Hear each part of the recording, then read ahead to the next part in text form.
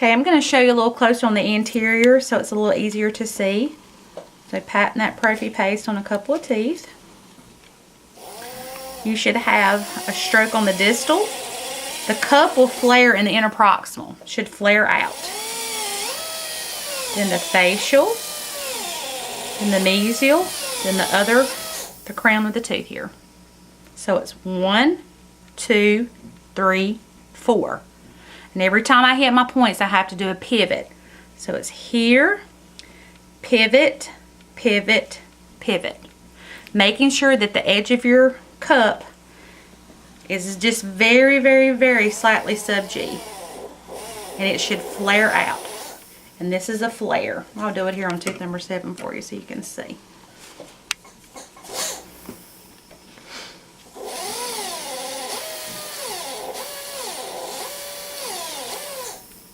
Actually flares better on number 6, so we'll go back to canine.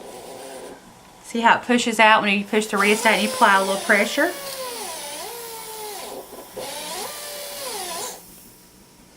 Okay. If you don't see your cup flare out, you're not putting adequate pressure, and it will not disperse the prophy paste across the tooth like it should, and you won't get a good polish. Okay. The edge of that cup should just very, very, very, very slightly be somewhat sub-G to be able to get all the surfaces and to pick up that plaque too. When you pick your cup up off the tooth to pivot, it's not a big pickup, it's just a slight. And it's kind of difficult to slow it down for you, but it's like this, pivot, pivot, pivot. Okay? So that's how you're going to do the 4 areas. Okay?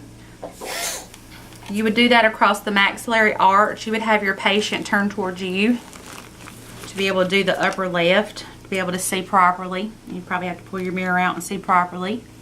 And then once you have reached the distal of number 15, we're going to come around and we're going to do the lingual. It's kind of difficult doing these dexters. They don't turn like real people. You have your patient turn away from you again. Using indirect vision when possible. Direct only when possible.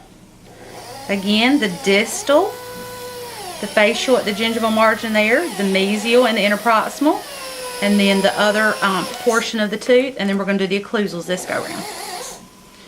And you're going to do that all the way across the maxillary arch.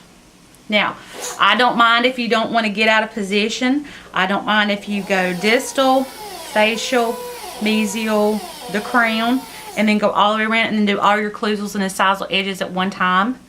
It's just you can't forget that you need to go back and do them. But it may be easier to just go ahead and do all the linguals so you don't get out of position, and then go back and do your occlusals at one point or your incisals.